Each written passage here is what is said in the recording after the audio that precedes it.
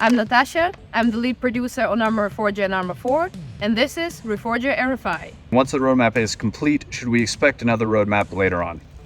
The end of Final Strike is the end of the official roadmap. After that, Reforger will enter live ops, and we are not planning to release a new roadmap as of yet, but don't be upset, the current roadmap will keep us busy for a while now.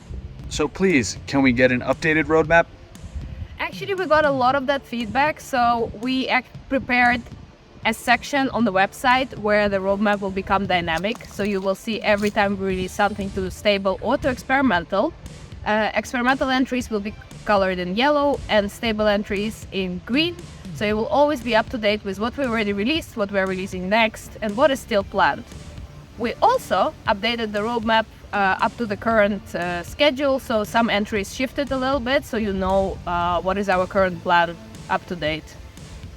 Do you plan to break it into pieces like Air Assault? We are not planning to break it into pieces because a lot of the features are R&D, which is why it's also difficult for us to say exactly how long it will take to deliver the entire roadmap.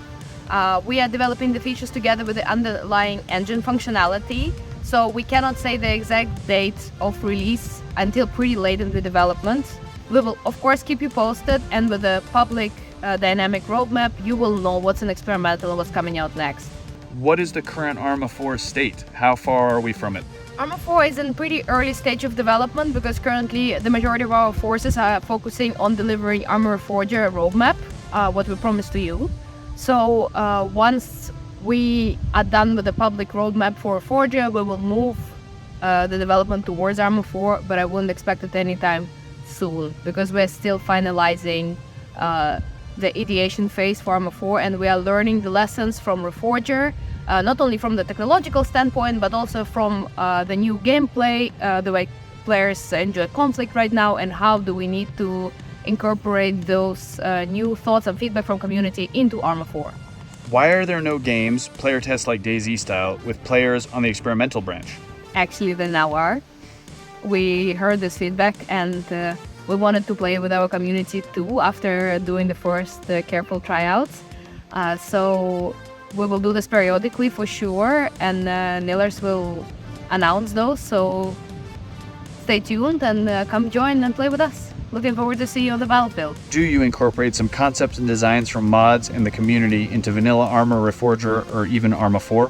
In the vanilla game, we are trying to provide good baseline experience that can be enjoyed standalone and personified to your liking with mods, because we know that our community is quite diverse and different people prefer different playstyles. Some play more hardcore, some are more casual, and we in vanilla experience cannot cater to all, so we provide something that you can enhance with your mods to your liking.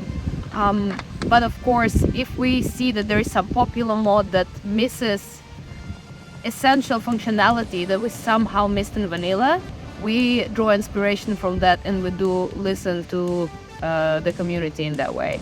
And also, your modding inspires us to do better, so thank you and keep going.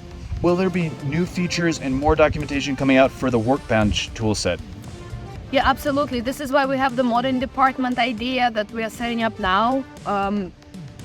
We cannot do it without you, so please let us know what is the most important for you, which documentation to start with, because we had the initial brainstorm and we had like 3 million ideas and we cannot write them all at once, because proper documentation that is easy to use and to read and to learn from takes time. So let us know what is the most important for you, and we will try to provide as best as we can, as fast as we can. What new challenges has the dev team been working on, and why are they providing the most problems?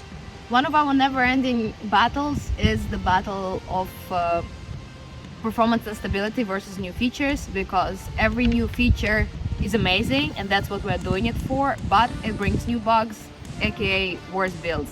So after the new fun feature comes in, we need to spend some time stabilizing and improving the performance of the game, and then the circles repeat. Another challenge, a bit more development oriented, is that recently we released supplies to experimental, and that is a sandbox feature that functions essentially as in-game economy, allowing you to like repair vehicles, deploy defensive reinforcements, etc. But now we need to balance the cost of everything and make sure that supplies, as a new all-encompassing feature, works with all existing features in the game. And this is like immense challenge that our designers are now trying to tackle. So open to experimental if you want to give some feedback on the cost of supplies right now. And the third challenge is the balance between releasing as fast as possible, because we know that you guys are waiting for new stuff, and releasing in the best possible quality. Because of course we can polish forever, we can make sure that, you know, like every nook and cranny is taken care of, but at the same time we don't want to keep you waiting for too long. So when is the feature ready for release? When is the quality good enough? Is the question that we're asking ourselves every day, and that is basically an endless challenge as well.